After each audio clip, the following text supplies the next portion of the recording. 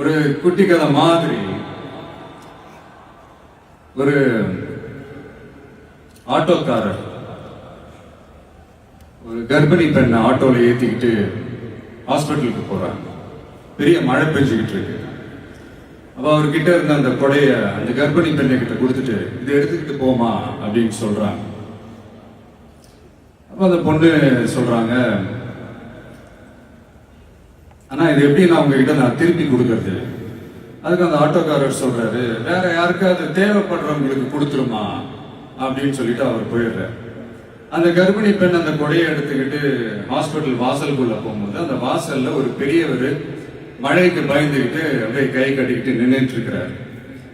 அந்த கர்ப்பிணி பெண் அந்த கொடைய அந்த பெரியவர்கிட்ட கொடுத்து, ஐயா இதை எடுத்துட்டு போங்க ஐயா அப்படின்னு சொல்றாங்க. அதுக்கு அந்த பெரியவர் இதே மாதிரி கேட்கிறாரு, அம்மா நீங்க யாருன்னு எனக்கு தெரியாது, எப்படிமா இந்த கொடையை நான் திருப்பி உங்ககிட்ட கொடுக்கறது? அதுக்கு அந்த பொண்ணு சிரிச்சுக்கிட்டே சொல்றாங்க, வேற யாருக்காவது தேவைப்படுறவங்களுக்கு கொடுத்துருங்க ஐயா அப்படின்னு சொல்லிட்டு போயிடுறாங்க.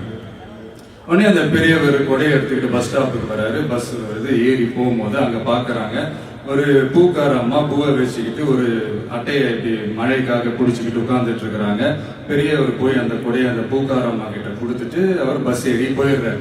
பூக்காரம்மா அந்த கொடையை எடுத்துக்கிட்டு வீட்டுக்கிட்ட வரும்போது அங்க ஒரு ஸ்கூல் படிக்கிற பொண்ணு பேக் எல்லாம் மாட்டிக்கிட்டு மழையில ஓடி வர்றாங்க. அவங்க போய் அந்த ஸ்கூல் பொண்ணு கிட்ட கொடையை கொடுத்துட்டு, மழையில நனையாதம்மா இதை எடுத்துக்கிட்டு போங்க அப்படின்னு சொல்றாங்க. அந்த பொண்ணு தேங்க்ஸ் அப்படின்னு சொல்லிட்டு வீட்டுக்கிட்ட வரும்போது அந்த பொண்ணோட அப்பா பதட்டத்தோட வாசல்ல நின்றுட்டு இருக்கிறாரு. பொண்ணு மழையில நனைஞ்சுக்கிட்டு வரணுமே அப்படின்ட்டு. அந்த அப்பா வேற யாரும் இல்ல, அந்த ஆட்டோக்காரர்.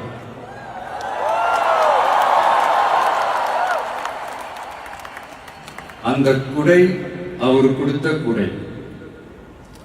So the moral of the story is,